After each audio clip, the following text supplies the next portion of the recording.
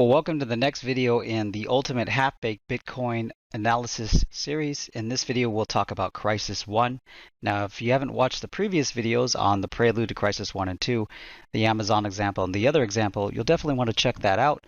It really adds context to what we're going to talk about here because we're going to just jump into the chart here.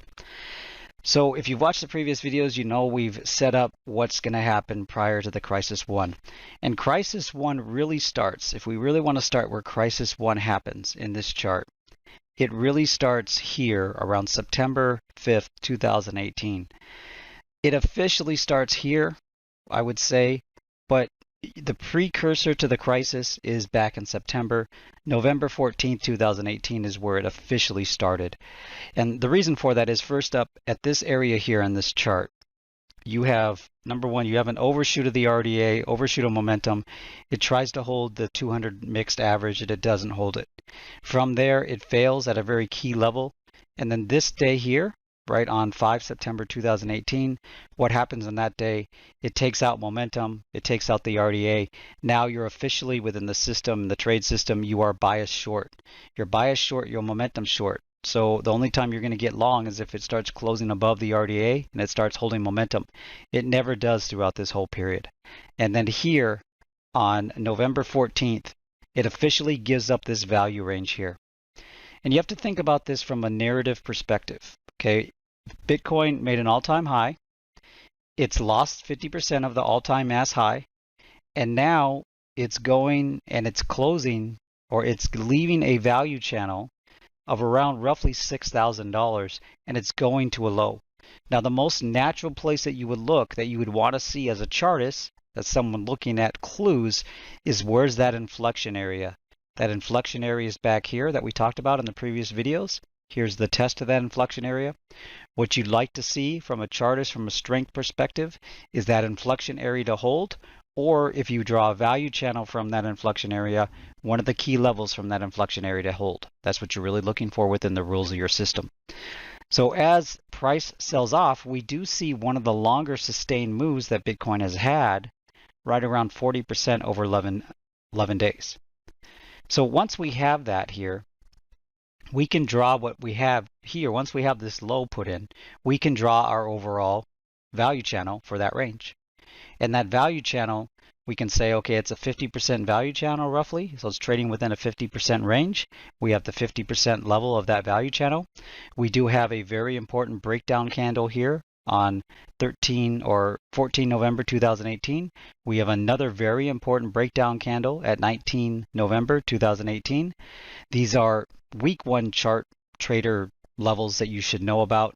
You expect when price gets to that level, the first reaction, it's going to react to the downside. That's what you expect on a breakdown candle like this. So we do see the sustained low. So once we get to this lower level though, what we can do is we can actually draw another value channel. So we'll do that. So now we've got the sub channel here because we have a low, we have excess, and we have a kind of high. And what you're looking for, just imagine the narrative from this time in the chart, which is Bitcoin is going to go to zero. It has no value. It means nothing. It's people are crazy for thinking about it, thinking that it's going to change the paradigm of sound money, everything that goes along with that. But once you have this channel here, you can start trading against the channel. You can start watching the channel. You can start seeing how things react. You can start seeing how the RDA and momentum actually behaves around the channel. And what we see is the first important thing that we'd like to see as a chartist is that we see the inflection area holding here.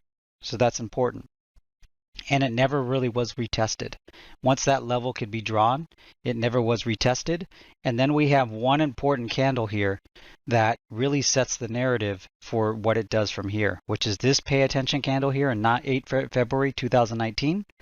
It created, it captured the upward excess of this, or it captured the 50% level, not the 50%. It captured momentum, I should say, of this. From there, you can see here, and I know it's hard to see, momentum held. I know it's really weak, but it held. And that momentum carried it above for the first RDA test and the first RDA breach. That's showing intention. When you see that type of move, it's showing intention. You're looking for, does momentum hold? And we see here the sell-off, momentum continued to held. And then on this day here, it did something very important. If we turn on the overall value channel here, we'll see that it not only captured the lower value channel, the high of that lower value channel on this day here on 2 April 2019, it captured 50% of the overall value channel. Once it did that, really your only other level you're concerned about is this breakdown candle and this breakdown candle, which is where the crisis started. That's really what you're really concerned about. And then you're really looking and say, how does it trade within this overall channel? And something really important as far as what you expect and what you'd like to see from a strength perspective happened is that it did this is about, I think, an 18% move or so. Is that what this move is? Overall, it's 23%, and on the close, it's right around 19%. It's a pretty big move. It solidly did a couple things. Number one, it recaptured the momentum. It held momentum. It held above the RDA. It recaptured the mixed 200 average. And you also notice from this day forward, the mixed 200 average turned green. What that means is that the EMA is above the SMA. That's typically a strong sign, a sign of strength between the 200 MA and 200 EMA. The other thing that's really important that happened here that you want to see, because it verifies the strength of the overall chart and gives you more confidence to go long, for instance, in this scenario, is that it comes back and it tests. And where did it test? It tested right to the RDA. It bounced off the RDA, and it held momentum that day. So from that point forward, you really had no business being short. All the indicators, everything, the story of the chart, everything was telling you that, hey, there is strength here. This crisis has been averted. Of course, it could still be checked, but so far this crisis is averted. Every check mark that you would like to see has been checked. And now the next thing that we're really watching is the first breakdown area right here. So if we go back in the chart, that's the first breakdown area. You want to see it solidly trade through that, and it does. It does have a first reaction here. So remember, I said the first reaction is always the best. So that's the sell-off and that's the test. It trades through it eventually, and then the next major, which is really start of the crisis one, this breakdown candle, it trades solidly through that. And that's showing you strength. And what does it do thereafter? It continues to do a momentum check. So there's a momentum check right here. It holds up momentum. Here it does a little bit of an overshoot of momentum, but it still holds the RDA. When you get into these big momentum moves like this, it's just understanding how to trade these big momentum moves, and you're typically trading a lower time frame because the lower time frame, like the 60-minute or the 240, will hold up with big momentum moves like you see here. So that's really how you trade these big momentum moves. But from a straight crisis aversion aspect, from a chartist aspect, this crisis one played out exactly how you would want to see it played out on a lower inflection test, a viability test, and whether or not this thing actually has something behind it, has capital behind it. That's really when we're looking at this from a completely objective perspective, we're just looking and saying, what does price action tell us? We've got our first inflection area. So we've got our area of a low that if it's tested, it should hold up pretty quickly.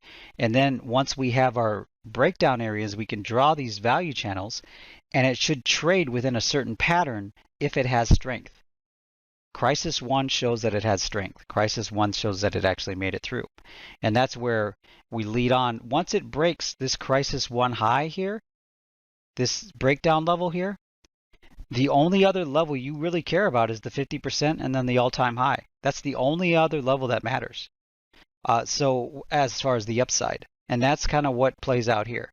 So the next video will cover crisis 2, which is really the end part of, we'll get into what happened after crisis 1. So just kind of this, and then we'll dive into crisis 2, and we'll talk about crisis 2, and that'll lead into crisis 3.